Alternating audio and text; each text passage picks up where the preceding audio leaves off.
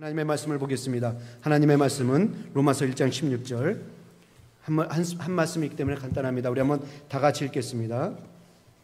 네, 다 같이 시작.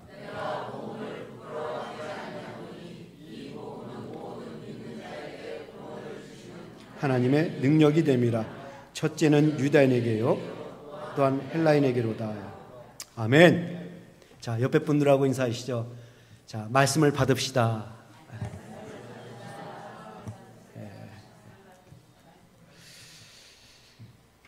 짐 엘리엇이라는 선교사님이 계십니다.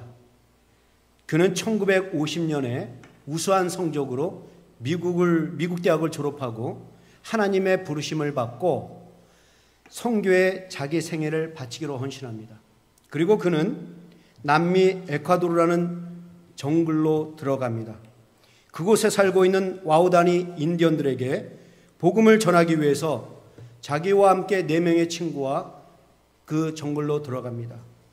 그리고 그들은 여러 날을 그 정글을 헤매며 인디언을 찾았습니다. 그러다 어느 날 갑자기 그들 앞에 인디언이 나타났습니다. 근데 이 인디언들은 이들을 보자마자 무섭게 달려들어서 창으로 찔렀습니다. 기록에 의하면 짐 엘리엇과 4명의 선교사들은 에카로드 강가에서 창에 찔린 채 피 흘려 죽어 있더라라고 되어 있습니다. 이때 짐 엘리엇의 나이가 28살이었습니다. 젊은 나이에 선교를 갔다가 죽은 것입니다. 이 소식을 들은 선교사 부인들은 자기 남편의 처참한 죽음 앞에 애통했습니다. 이때 짐 엘리엇의 아내 엘리자벳이 이런 말을 했어요. 여러분, 울지 맙시다. 내 남편의 죽음을 비극이라고 생각하십니까? 만약 내 남편이 하나님의 말씀에 순종하지 않았더라면 그것이 더 큰 비극이었을 것입니다. 라고 말을 했어요. 그리고 그 후 얼마 후에 짐 엘리엇의 아내 엘리자벳이 8살 먹은 스티브와 함께 다시 에콰도르라는 정글로 들어갑니다. 자기 남편을 죽인 그곳에 이 엘리자벳은 복음을 전하기 위해서 아들과 함께 들어갑니다.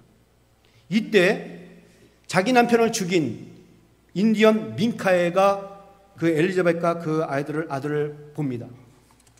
근데 이해를 할 수가 없었어요. 아니, 도대체 그들이 무엇을 말하려고 자기 남편이 죽은 곳에 자기 남편을 죽인 사람들에게 복음을 전하려고 들어왔을까? 한 여인이 복수를 하려고 어린아이를 데리고 들어올 리는 없고 도대체 그것이 무엇인가? 민카에는 호기심이 생겼습니다. 그래서 민카에는 그녀와 아들을 죽이지 않냐고 자기 부족으로 끌고 갔습니다. 그리고 그들이 하는 말을 듣기 시작했어요. 그것이 뭐였습니까? 하나님의 말씀이었습니다. 엘리자벳과 그 아들 스티브는 그 정글 속에서 30년을 지내며 그들에게 복음을 전합니다. 자기 남편이 죽은 곳에 자기 남편을 죽인 사람들에게 복음을 전하기 위해 그 정글 속에 들어가 30년 동안 자기 남편을 죽인 그 잔인하고 끔찍하고 징그러운 사람들과 30년을 지내면서 복음을 전했단 말이죠. 그래서 그 복음은 점차 그 정글 속으로 퍼져나가기 시작했고 뿌리를 내리고 싹이 됐고 열매를 맺었습니다. 많은 사람들이 예수를 믿게 되었어요. 그리고 1994년에 민카에는 장성한 아내 엘리자벳의 아들 스티브에게 이 부족을 맡아달라고 부탁을 합니다. 그래서 이 스티브는 이 서양과 계속 교류를 하고 있었기 때문에 그곳에 기술학교를 세우고 교육센터를 세웁니다. 살인을 밥 먹듯이 하던 이 지역에서, 무자비한 이 지역에서 복음이 세워지고 기독교로 세워진 것입니다. 평화란 단어는 없고 폭력이라는 단어만 있던 이곳에 평화를 알게 되고 평화를 누리게 되었어요. 이 모든 것이 5명의 선교사와 짐 엘리엇의 아내가 뿌린 복음 때문이고 그들의 희생 때문이고 그들의 피 흘림 때문이었습니다. 이 실제적인 사건이 2006년도에 영화로 제작되어 반영되어서 세계 곳곳에 있는 수많은 신앙인들에게 도전을 주고 특별히 위험한 곳에서 선교하는 선교사님들과 그 자녀들에게 큰 감동을 주고 도전을 주고 위로를 주고 힘을 주었습니다. 이 영화 제목이 End of the Spear. 아직 안 보셨습니까? 한번 보셔야 됩니다. 그리스도인들은 이걸 한번 꼭 보셔야 돼요. 너무 감동적인 영화입니다. 이 영화를 보시면 선교사님들의 역할이 얼마나 중요하고 선교사님들이 얼마나 수고하고 얼마나 희생하고 우리는 선교사님들을 위해서 얼마나 기도를 해야 되고 물질로 기도로 후원해야 된다는 이 도전과 결단이 생깁니다. 이게 바로 복음의 능력을 알게 된다는 것입니다. 우리는 이 영화를 통해서 복음이 얼마나 능력이 있는지를 우리는 보게 돼요. 여러분 보세요.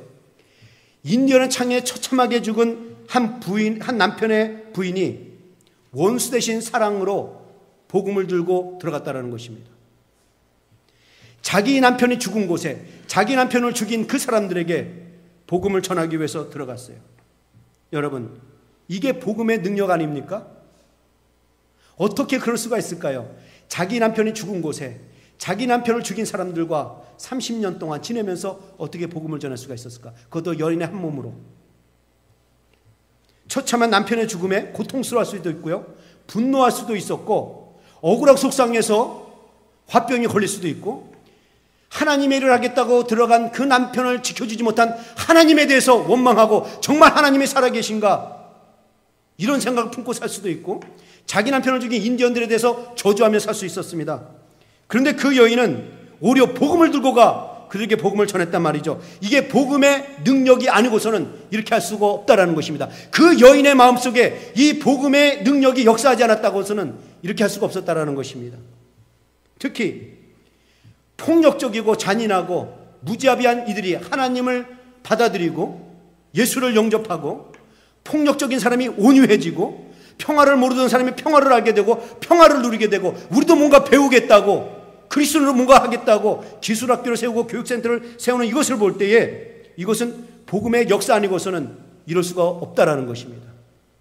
복음은 원수를 사랑하게 만들고 사람을 바꿔놓고 생각을 바꿔놓고 지역을 바꾸고 세상을 바꾸는 능력이 있습니다. 제가 오늘 왜 이 복음의 능력을 여러분들에게 말씀드리고 있느냐? 이 복음의 능력을 내 안에도 역사하게 하자라는 것입니다. 복음은 원수를 사랑으로 바꿔놓습니다. 사람을 변화시키고 생각을 바꾸고 행동을 바꾸고 삶을 바꿔놓고 지역도 바꾸고 세상도 바꿔놓을 수 있습니다. 그래서 우리도 이 대단한 능력을 내 안에도 역사해서 나도 바꾸고 내 삶도 바꾸고 내 가정도 바꾸고 내가 섬기는 이 교회도 그냥 교회 건물이 아니라 교회다운 교회로 세워놓고 교회의 기능을 할 수 있는 교회로 만들어놓고 이 지역을 바꾸는 사람들이 되자라는 것입니다. 말로만 신앙생활하는 것이 아니라 말로만 그리스도인이라고 말하는 것이 아니라 진짜 내 안에서 복음의 능력을 행사하는 진짜 그리스도인들이 되자라는 것입니다. 복음이 우리를 그렇게 만들어 놓아요. 여러분, 정말 복음은 슬픈 자에게 위로를 주는 능력이 있습니다. 믿습니까? 복음은 절망 가운데 있는 사람에게 위로를 주고 희망을 줍니다. 캄캄한 사람에게 복음이 등불의 역할을 해줘요. 옛사람을 변화시키고 강팍한 사람을 온유하게 만들어 놓습니다. 이 죽음에서 생명으로 옮기는 힘이 이 복음에 있단 말이죠. 근데 이 복음의 능력을 잘 알고 그것을 경험하고 행사한 사람이 있었습니다. 오늘 본문에 나온 사람이죠. 누굽니까? 사도 바울이었습니다. 사도 바울은 이 복음의 능력을 잘 알았어요. 그리고 이 복음의 능력을 친히 경험한 사람이에요. 그래서 오늘 본문을 보십시오. 사도 바울이 이 복음에 대해서 뭐라고 얘기합니까? 우리 한번 같이 읽어볼까요? 16절 다 같이 읽죠. 그 짧은 절 시작. 내가 복음을 부끄러워하지 아니하노니. 바울은 복음을 부끄럽게 여기지 않는다고 말합니다. 바울이 복음을 부끄럽게 여기지 않았다. 이 말은 복음을 부끄럽게 여긴 사람들이 있다란 말이죠. 그러니까는 복음을 무의미한 것으로, 쓸데기 없는 것으로, 누가 지어낸 것으로, 그냥 미련한 것으로, 살아계시지도 않은 하나님을 믿는 이런 어처구니 없는 일로 생각하는 사람들이 있다는 것입니다. 그 당시에 그런 사람이 있어요. 오늘날도 그런 사람이 있습니다. 복음을 전하면 나 믿고 있다고 그러든가 아니면 그거 필요 없는 거 왜 믿냐 듣고. 그 당시에 헬라 사람과 로마 사람들 한번 보십시다. 헬라 사람들은 최고의 지성과 지식을 추구한 사람이에요. 그들은 최고의 문화 속에서 탁월한 문화를 배운 지성인들이라고 생각하는 사람들입니다. 이들에게 복음을 전한다고 생각해 보십시오. 그 복음을 어떻게 받아들이겠습니까? 로마 사람도 어떨 것 같습니까? 로마는 자부심이 강한 이 헬라를 무너뜨리고 가장 강한 나라로, 가장 탁월한 나라로, 뛰어난 나라로, 번성한 나라로 우뚝 섰습니다. 로마의 육군은 지상을 제패했고, 로마의 해군은 지중해 해상권을 장악했고, 로마의 법정만이 사람을 살리고 죽일 수 있습니다. 그래서 유대인들도 예수를 함부로 못 죽여요. 그래서 로마에 데리고 가서 재판받게 한 것이 아닙니까? 로마 법정만이 사람을 죽일 수 있는 권한이 있습니다. 대단했다는 얘기죠. 로마의 화폐가 세상의 경제를 지배했습니다. 그야말로 로마의 위상은 하늘을 치듯이 쏟았고, 그래서 로마의 깃발은 가는 곳마다 권력을 상징하는 엄청난 위력을 떨쳤어요. 이런 나라에 살고 있는 로마 사람들, 자기들이 이런 나라의 백성들이라고 할 때에 이들에게 복음을 전할 때 이들이 어떻게 받아들이겠냐라는 것입니다. 여러분, 복음이 뭡니까? 복음은 죄인인 나 대신에 죄인의 몸으로 죽으신 예수 그리스도를 말하는 게 복음이에요. 죄인의 몸으로 죽었다, 죄인의 몸으로 십자가에서 죽었다, 이게 복음이란 말이죠. 여러분, 십자가가 로마 사람들이 어떤 건지 아십니까? 이 십자가는 로마 사람들이 만들어낸 거예요. 중죄인들을 어떻게 하면 고통스럽게 죽게 만들까 해서 만든 게 이게 십자가란 말이죠. 그러니까는 십자가는 로마에게 있어서는 어떤 것이었느냐? 반란을 꾸민 이 반역자들, 살인자들, 간통 가늠한 이 더러운 자들, 아주 중죄인들을 고통스럽게 죽이게 만드는 죄의 형틀, 이게 그들에게 십자가였습니다. 그래서 십자가는 로마에게서는 가장 수치스러운 것이요, 가장 치욕스러운 것이요, 가장 더러운 것이요, 악한 사람들이 매어달리는 형틀로 보았어요. 그런데 지금 그런 십자가를 들고 전한다고 생각해 보십시오. 그것도 대단한 사람이 죽은 것이 아니라, 무슨 반역죄를 졌고 큰일 나고 죽은 것이 아니라, 그냥 허름하게 생긴 어느 사람이, 낯선 사람이 그냥 정치적인 그런 오염을 받아서 죽었단 말이죠. 이런 십자가 사건을 사도 바울이 로마에 가서 전한다고 생각하십시오. 그들이 어떻게 반응하겠습니까? 여러분, 십자가에서 죽으신 분이 누군지 아십니까? 예수 그리스도이십니다. 당신의 죄를 사하시려고 죽었습니다. 그래서 당신은 믿어야 합니다. 누구든지 믿기만 하면 구원을 받습니다. 이 복음을 잘났다고 생각하는 사람에게 전해보십시오. 그들이 어떻게 반응하겠습니까? 가장 똑똑하다고 생각하는 사람, 가장 강하다고 생각하는 사람, 조금 더 부족함이 없다고 생각하는 사람들에게 당신들은 죄인입니다, 허물이 있습니다, 그러니 예수 믿고 구원받으십시오, 이 얘기가 들리겠나라는 겁니다. 그 복음을 전할 때 이 로마인들은 어떤 말을 했을까요? 정신 나갔다, 미쳤다, 이런 말을 했을 거예요. 사실 사도 바울이 로마에 가기 전에 이 경험을 했습니다. 사도 바울이 1차, 2차, 3차 전동을 하고 마지막 돌아올 때, 예루살렘에 돌아올 때 잡혀요. 그래서 아그리빠 왕에게 끌려가고, 베데스 왕의 총독에 끌려가고, 벨릭스에게도 끌려갑니다. 끌려갈 때마다 네가 지금 뭘 전하고 있니? 내가 죄인인데 나 대신에 죄인으로 죽으신 분이 있습니다. 그분이 예수 그리스도입니다. 십자가를 얘기했단 말이죠. 끌려가서 재판받을 때마다 그 십자가 복음을 얘기했어요. 그때 베스도가 뭐라고 얘기했는지 아십니까? 여러분 눈으로 한번 직접 확인하시죠. 한번 같이 읽어볼까요? 사도행전 26장 24절. 다 같이 읽죠. 시작.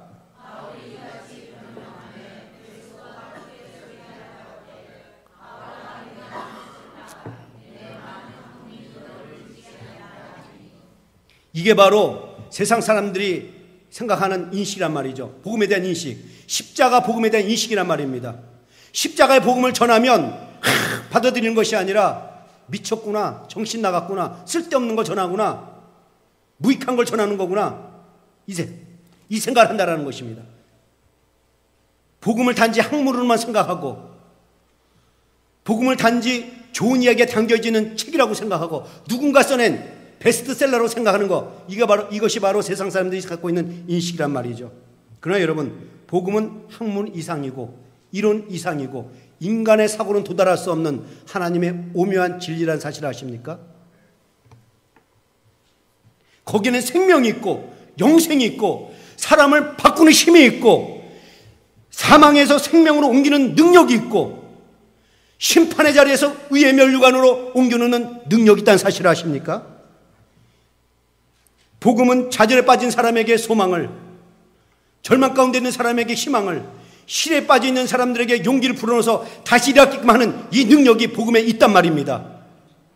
그런데 이 복음의 능력을 인간적인 눈으로 바라보고 이해를 하려고 하니 납득이 되지 않으니까 그저 쓸모없는 것으로, 무익한 것으로, 세상 살아가는데 거치장스러운 것으로, 뭔가 세상에서 즐기려고 하는데 하지 마라 하라, 이 모든 것들로, 아주 짐이 되는 것들로, 걸리돈 되는 것들로 생각하고 살아가는 사람이 얼마나 많습니까? 복음에 대해서 아무런 생각 없이 살아가는 사람이 얼마나 많습니까? 신앙생활 하는데 내가 왜 말씀을 읽어야 되는지, 이 왜 말씀을 붙들고 살아야 되는지, 왜 이 말씀을 증거하면서 살아야 되는지 아무런 감각 없이 살아가는 사람들이 얼마나 많습니까? 그래서 사도 바울이 고린도전서 1장에서 이런 말을 한 거예요. 보십시오. 고린도전서 1장 17절에서부터 제가 읽을게요. 예수 그리스도께서 나를 보내심은 오직 복음을 전케 하려 하심이니 말의 지혜로 하지 아니함은 그리스도의 십자가가 헛되지 않게 하려 함이니라. 십자가의 도가 멸망하는 자들에게는 미련한 것이요 구원을 얻는 우리에게는 하나님의 능력이라. 21절부터 23절. 이 세상이 자기 지혜로 하나님을 알지 못하는 거로 하나님께서 전도에 미련한 것으로 믿는 자들을 구원하시기를 기뻐하셨도다. 유대인은 표적을 구하고 헬라는 지혜를 찾으나 우리는 십자가에 못 박힌 그리스도를 전하니 유대인에게는 꺾인 것이요 이방인은 미련한 것이라. 여러분, 지금 이 말씀을 여러분들이 좀 더 이해하기 쉽게 제가 좀 편하게 풀어서 말씀드리겠습니다. 지금 바울이 이런 말을 하는 거예요. 예수님께서 나를 왜 세상 사람들에게 보냈는 줄 아느니? 복음을 전하도록 하기 위해서야. 십자가의 도를 전하기 위해서야. 예수가 나를 위해서 죽으시고 부활한 걸 전하도록 하기 위해서야. 그런데 내가 이 십자가의 도를 전할 때 나의 말에 지혜로 하지 않았다? 왜 그런 줄 아니?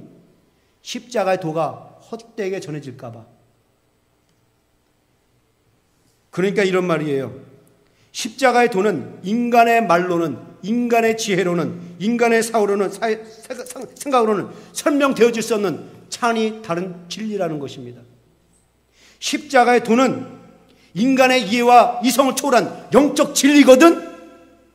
그래서 인간의 지혜로는 이 십자가의 도를 이해할 수도 없고 납득할 수도 없다라는 것입니다. 왜 십자가의 도가 인간의 지혜로는 이해할 수 없습니까? 십자가의 도는 하나님의 능력의 역사를 말하는 것이기 때문에 그렇습니다. 십자가의 도는 인간의 사고, 인간의 지식, 인간의 이성을 초월한 하나님의 능력의 역사를 말하는 것이기 때문에 인간의 지혜로는 이해될 수가 없다라는 겁니다. 그래서 오늘 사도 바울 그 말을 하는 거예요. 십자가의 도를 믿는 사람들은 영적인 사람들이고 은혜가 있는 사람들이고, 십자가의 도를 믿는 사람들에게는 구원이 있지만 십자가의 도를 믿지 않는 사람들은 육에 속한 사람들이고 세상 사람들이고 은혜가 없는 사람들이고, 십자가의 도를 믿지 않는 자들에게는 멸망만 있고 미련하게 본다라는 것입니다. 그래서 보세요. 사도 바울이 복음을 전할 때마다 환영을 받았습니까? 대접을 받았습니까? 사도 바울이 이 십자가의 도를 전하면 사람들이 눈물을 흘리고 주님께로 돌아왔습니까? 그런 사람도 있어요. 그런데 그러지 못한 경우도 많다라는 것입니다. 복음을 전하면 그 복음에 대해서 경멸히 여기고 이를 갈고 사도 바울을 죽이려고 막 달려들었어요. 데살로니가에 가면은 그 백성들이 복음을 전하면 소동을 일으켜갖고 도망치기도 했습니다. 때로는 사도 바울이 복음을 전하니까 이를 갈다가 돌을 던져서 사도 바울이 맞고 피 흘려 쓰러지니까 죽었는지 알고 내다버렸어요. 복음을 전할 때마다 받아들인 게 아니라는 겁니다. 경멸히 여기고 아주 우습게 여겼다는 거죠. 그럼 여러분, 바울만 그랬습니까? 구약의 선지자들도 그랬어요. 하나님의 말씀을 전하면 내용은 어찌할고 이것만 받아들이는 사람이 아니에요. 어떤 사람이 이를 갈고 막 기분 나빠가지고 돌을 더 집어던진 사람도 있었습니다. 하기야 여러분들, 하나님의 아들, 그 전능하신 하나님의 아들 예수님조차도 복음을 전할 때 어땠어요? 예수님 복음 전하면 다 막 회개하고 꼬꾸라졌습니까? 아니에요. 예수님 복음 전하니까 이를 간 사람도 있었고 예수님의 뺨을 때리고 침을 뱉은 사람도 있었습니다. 그래서 이사야 선지자는 예수님의 이러한 모습에 대해서 미리 예언을 했죠. 그는 사람들에게 멸시를 받고 싫어 버림받고 강고를 많이 당하고 질고를 아는 자라. 얼마나 고통 겪었으면 이렇게 했습니까? 그러니까 사람들이 예수 그리스도의 복음, 이 십자가의 도를 들으면 다 감격하고 공감만 하고 받아들이는 것이 아니라는 것입니다. 어떤 사람은 말씀의 은혜를 받아서 그렇지, 내가 그렇게 살아야 되지, 내 삶에 적용하면서 살아야지, 하나님의 말씀에 순종하면서 살아야지, 이렇게 도전받는 사람이 있는 반면에 하나님의 말씀에 기분이 상하고 상처받아서 일을 가는 사람들도 있다라는 것입니다. 왜 그럴까요?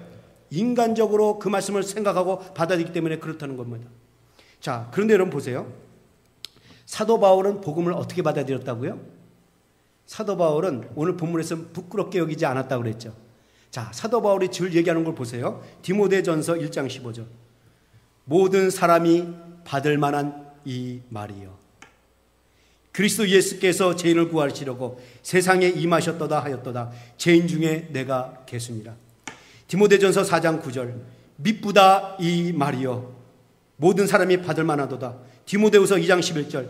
미쁘다 이 말이요. 우리가 주와 함께 죽으면 또한 함께 살 것이요. 여러분, 사도 바울이 복음을 받는 순간에 너무 좋다라는 것입니다. 너무 귀하다라는 거예요. 그래서 미쁘다, 너무 좋다, 너무 좋다, 너무 귀하다, 너무 귀하다. 이걸 계속 반복한 거예요. 하나님의 말씀을 듣는 순간, 그렇지, 내가 죄인이지, 내가 죄인 중에 괴수지. 그 하나님, 그 높으신 하나님이 나를 위해서 이 땅에 오셔서 죄인의 몸으로 죽으셨구나. 이거 너무나도 영광스럽네. 사도 바울은 그 복음을 구원의 축복으로 보았고, 그 복음을 영생의 축복으로 보았고, 은혜요, 감격이요, 선물이요, 축복 중에 축복으로 보았다는 것입니다. 사도 바울은 이 복음을 사람을 살리고 멸망의 자리에서 생명으로 옮기고 심판의 자리에서 의로 옮기고 형벌에서 멸관을 옮기는 이 능력으로 보았다는 것입니다. 그래서 복음은 모든 사람들이 받고 붙들고 살아야 될 유익한 말씀, 귀한 말씀이라고 말하는 것입니다. 미쁘다 모든 사람들이 받을 만한 이 말이요. 이 고백할 수 여러분들 축원합니다. 하나님의 말씀, 하나님이 주신 책은 너무나도 좋습니다. 나를 위해서 이 땅에 와서 예수 그리스도가 나를 위해서 죽으신 이 말씀, 너무나도 나에게 감격이고 영광입니다. 미쁘다 이 말이요. 모든 사람들이 받읍시다. 이 복음을 증거해야 된다는 것입니다. 특히 오늘 본문에서 사도 바울은 복음을 부끄럽지 않다고 말함과 동시에 부끄럽지 않다고만 얘기하지 않았어요. 사도 바울은요. 뭐라고 얘기했습니까? 나는 십자가 외에는 자랑할 것이 없도다. 여러분 갈라디아서 6장 14절 다 같이 읽을까요? 시작.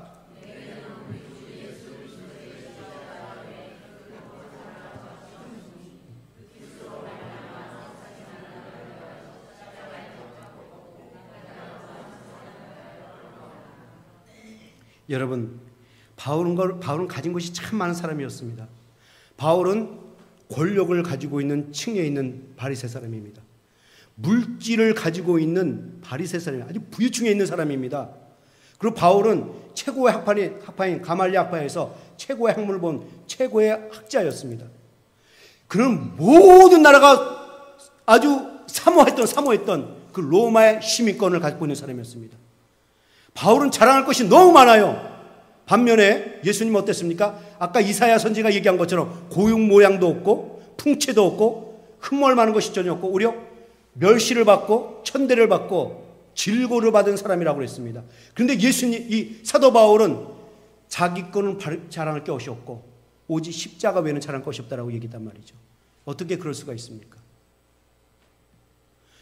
우리는 어떻습니까? 우리는 자랑할 것이 얼마나 많습니까?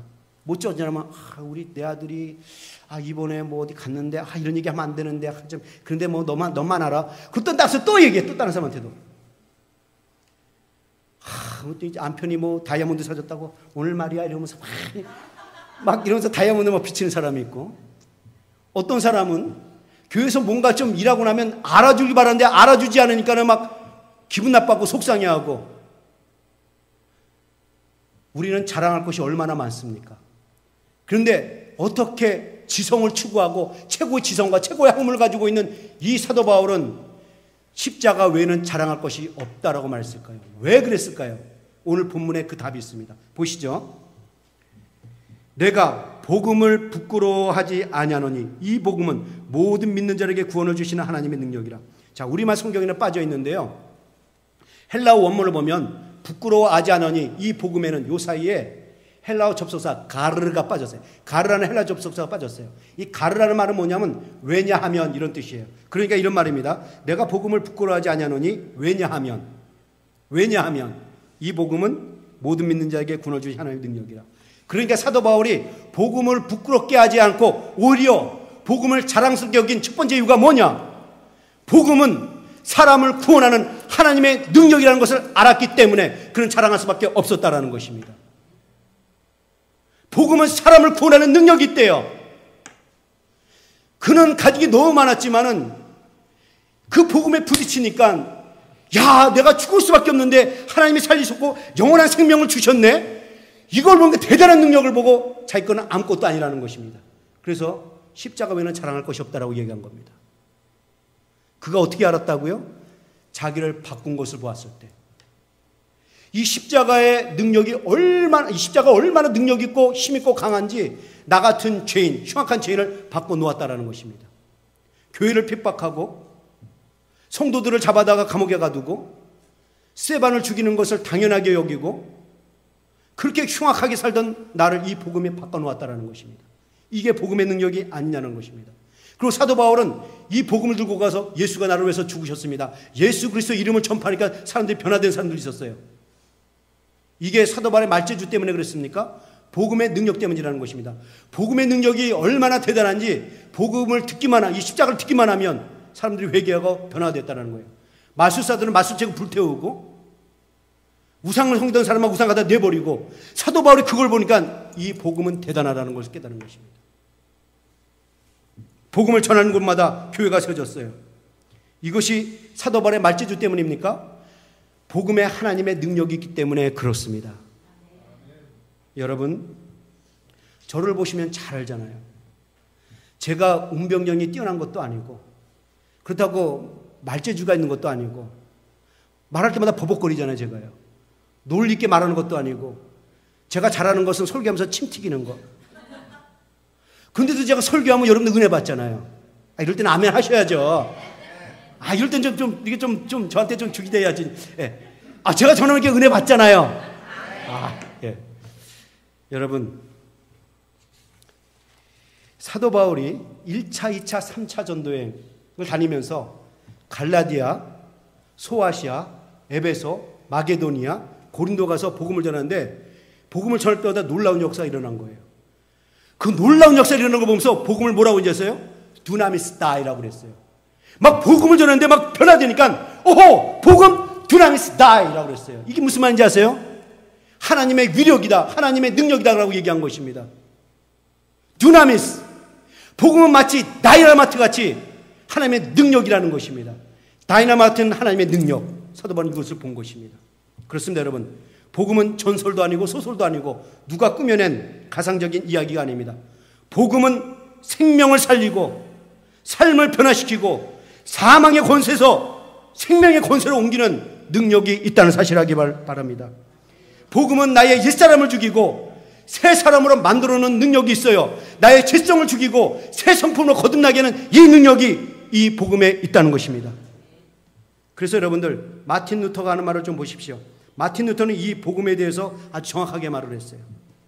하나님의 복음의 능력은 인간을 죄에서 의로, 죽음에서 생명으로, 지옥에서 천국으로, 사단의 나라에서 하나님의 나라로 옮겨주며 영생을 주고 영원한 형벌로부터 영원한 기쁨과 행복으로 이끌어주는 능력이다. 여러분, 그 사람 대단했기 때문에 이걸 깨달았습니까? 그 사람도 우리가 똑같은 사람이에요. 그런데 중세교회 그 타락하는 그 기독교를 보고 그 타락하는 그 가톨릭을 보고 하나님의 말씀의 역사니까 이렇게 종교를 개혁하는 사람이 되었다는 것입니다. 이게 하나님의 능력이라는 것입니다. 여러분들도 복음의 능력이 여러분 안에서 역사하면 여러분의 삶도 변화시킬 수 있고 여러분의 가정도 변화시켜 놓을 수 있습니다. 그렇습니다. 복음은 죄인 시몬 베드로를 사람 낚는 어부로 만들어 놓았습니다. 복음은 괴수 사울을 하나님의 사도로 만들어 놓았습니다. 살인자 고재봉을 2,000명의 죄수들이 수용하고 있는 그 교도소에서 1,800명을 전도해서 하나님의 사람으로 만들어 놓은 사람으로 세워놓으셨습니다. 말씀이 살인자 고재봉을 전도자 고재봉으로 만들어 놓았단 말이죠. 여러분, 복음은 악한 자를 의로 만들고 비도덕적인 사람을 도덕적인 사람으로 갱신시켜 놓고 교만한 사람을 겸손한 사람으로 바꿔 놓습니다. 복음은 대접만 받으려고 하는 사람에게 섬기게 만들어 놓습니다. 그래서 여러분들 이 복음의 능력이 내 안에서 역사해야 된다는 거예요. 그냥 교회 일만 하게 되면 자기 자랑하게 돼 있어요. 섭섭한 것만 깨닫게 됐습니다. 그런데 내 안에 이 은혜가 있으면 대접만 받으려고 하는 것이 아니라 대접하는 사람, 섬기는 사람이 된다라는 것입니다. 그리고 여러분들, 여러분 안에 복음의 능력이 역사하게 하십시오. 이 복음의 능력이 내 안에서도 엑서사이즈하게 하셔야 합니다. 사랑하는 성도 여러분, 여러분들은 얼마나 복음의 능력을 경험하고 계십니까? 복음의 능력을 체험하면서 살고 있습니까? 나를 위해서 죽으시고 부활하신 이 십자가의 도, 이것이 내 안에서 역사하게 되면 내 안에 내가 사는 것이 아니라 예수 그리스도가 살기 때문에 내 속성이 바뀌고 내 본질적인 근성이 바뀌고 내 내면 세계가 바뀌어집니다. 그러니 여러분, 나의 속성, 나의 근성, 내 내면 세계까지 바꿔놓는 이 복음의 능력을 오늘 예배를 통해서 체험할 수 있기를 축원합니다. 복음은 나를 바꿔놔요. 복음은 내 생각, 내 행동, 내 체질, 내 습관 바꿔놓습니다. 복음은 내가 그동안 바라보고 살던 목표를 바뀌어놓고 바른 곳으로 나가게 해줍니다. 이게 복음의 능력이에요. 둘째로, 사도 바울이 왜 복음을 부끄러워하지 아니하고 자랑스럽게 여겼는가? 복음은 믿는 모든 자들을 구원하는 하나님의 능력인 것을 알았기 때문에 그렇습니다. 복음은 한두 사람 구원하는 것이 아니라 모든 사람을 구원하는 능력이 있다는 것입니다. 모든 자를 구원할 수 있다. 이것은 인종을 초월한다는 것입니다. 얼마나 배웠는지 교육을 초월한다는 거예요. 나이를 얼마나 먹었는지 나이에 상관이 없다는 것입니다. 얼마나 벌었는지 수입과 상관이 없다는 것입니다. 얼마나 악한지 얼마나 선한지 상관이 없다는 것입니다. 어떤 종교를 믿고 있었는지 상관이 없다는 거예요. 예수를 믿기만 하면 구원을 받는다는 것입니다. 그러니까 복음은 무제한의 능력을 가지고 있다는 거예요. 헬라인이든 야만이든 부한자든 가난자든 배운 자든 못 배운 자든 양반이든 쌍놈이든 여러분, 복음은 그 누구든지 제한 없이 다 구원한다는 것입니다. 복음의 능력에 제한이 있고 한계가 있어서 복음을 구원할 사람을 놓쳐버리는 그런 일은 절대로 없다는 것입니다. 이런 찬양이죠. 우리 주만 믿으면 모두 구원 얻으며 영생 복락 멸류관 확실히 받겠네. 할렐루야. 세 번째로, 사도 바울이 복음을 부끄러워하지 않냐고 자랑했던 이유가 무엇인가? 복음은 믿기만 하면 구원을 받는다는 것입니다. 자, 복음은 사람을 구원한다고 그랬어요. 복음은 모든 자들을 구원한다고 그랬어요. 세 번째로, 복음은 믿기만 하면 구원을 받는다는 것입니다. 이 복음이 얼마나 능력이 있고 이 복음의 능력이 얼마나 강하고 힘이 있는지 다른 구원 조건이 필요 없다라는 것입니다. 단지 믿기만 하면 된다라는 거예요. 이런저런 구원 조건을 제시하지 않냐고 믿기만 하면 돼. 믿으면 구원을 받는다. 이거 대단한 능력 아닙니까? 여러분, 왜 그렇습니까? 복음 속에 하나님의 능력이 있기 때문이 아니라 복음 자체가 하나님의 능력이기 때문에 그렇습니다. 그래서 여러분, 이제부터 우리는 복음의 자존심을 가져야 됩니다. 나를 살리신 이 복음, 우린 자존심이 있어야 됩니다. 자랑하셔야 됩니다. 이 복음은 우리에게는 소망이요, 희망이요, 기쁨이요, 우리에게는 영적 축복이고 구원의 축복이고 영생의 축복입니다. 자랑하셔야 됩니다. 여러분들 옛날에 어땠습니까? 우리 성경책 들고 다닐 때 부끄러우니까는 조그만 것도 그냥 꼈다가 다니고 기도할 때도 애들이 같이 있으면은 이렇게 해서 밥 먹고 그럴 때 얼마나 많습니까? 근데 이제는 여러분들 좀 복음의 자존심을 가집시다. 자부심을 가집시다. 복음을 자랑합시다. 복음은 하나님의 능력입니다. 복음은 이 십자가의 도는 한 죄인이 자기 죄값을 치르기 위해서 죽은 것을 말하는 것이 아닙니다. 이 십자가의 도는 죽지 않으듯이 되실 분, 저 전능하신 하나님, 저 거룩하신 하나님이 나의 죄를 씻겨주시기 위해서 죄냄으로 오셔서 죄냄으로 죽으신 것을 말씀하고 있는 것입니다. 그래서 이 복음은 부끄러운 것이 아니라 자랑스러운 것입니다.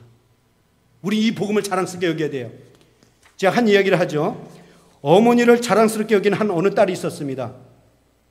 이 어머니는 얼굴에 큰 화상을 입어서 얼굴이 심히 일그러지고 큰 흉터가 있어서 보기 아주 흉측했습니다. 이 어머니가 거리를 다니면 사람들은 볼 때마다 성슴성도 놀래고 힐끔힐끔 쳐다봤어요. 왜냐하면 얼굴이 너무 일그러지고 너무 상해가지고 흉측했기 때문에 그래요. 다른 어머니들은 얼굴이 곱고 뽀얗고 예쁜데 자기 어머니는 막 일그러지고 흉한 것이 너무 창피했습니다. 너무 부끄러웠습니다. 그래서 이 고등학교를 다니는 이 딸은 어머니와 함께 어딜 다니는 것을 싫어했어요. 사람들 앞에 서는 것을 몹시 부끄러워했습니다.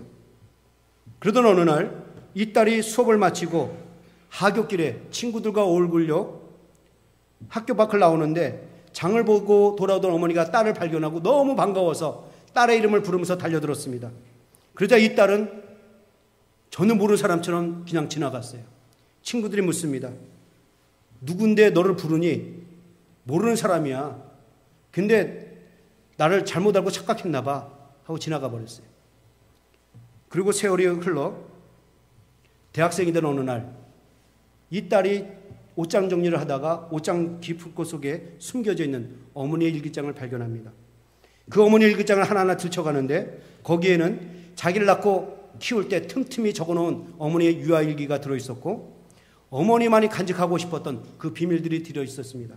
또 한 장을 넘기니까 아주 낡고 바란 사진 한 장이 나왔는데 거기에 어머니의 모습이 있었습니다. 근데 그 어머니 모습이 너무 놀랐어요. 너무 아름다웠다는 것입니다. 너무 지적이고 우아하고 마치 연예인 뺨치도록 너무 이뻤다는 것입니다. 근데 그보다 더 큰 충격은 그 이쁜 얼굴이 자기 때문에 일그러졌다는 사실을 알게 됩니다. 자기가 갓난 시절 집안에 불이 났는데 마침 그 불이 난 그 시각이 깊은 한밤중이라 사람들이 잘 몰랐습니다. 더욱이 그 집안에 엄마하고 딸밖에 없었어요. 어머니는 살려달라고 고함을 쳤지만 너무 사람들이 곤이 자라서 들리지 않고 불은 타오르고 그래서 이 어머니는 딸을 살려야 되겠다고 가슴에 품고 나오는데 그만 불을 헤치고 나오다가 정신을 잃어버렸습니다. 가스 때문인지 정신을 잃어버렸어요. 이미 사람들이 발견했을 때는 어머니 얼굴은 많이 탔습니다. 몸도 많이 타 있고 근데 이 어머니가 딸을 살리려고 얼마나 필사적으로 가슴에 품었는지 딸은 머리털 하나 상하지 않았다는 것입니다. 이 비밀을 안 딸이 그동안 어머니를 부끄럽게 했던 자기 자신이 부끄러웠던 것입니다. 그리고 이제는 오히려 자기를 구하려고 시장하신 어머니가 그렇게 고맙고 자랑할 수가 없었습니다. 자랑할 수밖에 없었습니다. 그래서 그녀는 이 딸은 화상 당하기 전에 어머니 사진을 들고 다니면서 우리 어머니 얼굴이 이랬는데 나 때문에 이런 얼굴이 되었어요. 보는 사람마다 자랑했다라는 것입니다. 우리 어머니가 이런 얼굴이었는데 나 때문에 이런 얼굴이 되었어요. 여러분, 이것이 제가 오늘 본문을 통해서 여러분들에게 드리고자 하는 말씀입니다. 사도 바울의 심정이 어땠을까? 딸의 얼굴이 일그러졌을 때 어머니의 얼굴이 왜 일그러졌는지 그 비하인드 스토리를 몰랐을 때는 그냥 부끄럽고 창피만 했는데 그 상한 얼굴이 자기 때문이라는 사실 그리고 그래서 내가 살았다는 그 사실을 할 때는 너무 자랑스러웠다는 것입니다. 이렇듯이 사도 바울이 십자가를 너무 자랑스럽게 했다는 거예요. 하나님의 아들이라는 얘기를 들었으면 분노가 나고 허름한 자가 벌벌 노는 사람이 하나님의 아들이었을 때는 막 이를 갈고 화가 났었는데 그분이 정말 예수 그리스도이시고 이 땅에 오셔서 나를 위해서 죽으셨다는 사실을 이 복음 이것을 깨달아서는 순간에 사도 바울은 십자가의 도가 너무 영광스러웠다는 것입니다.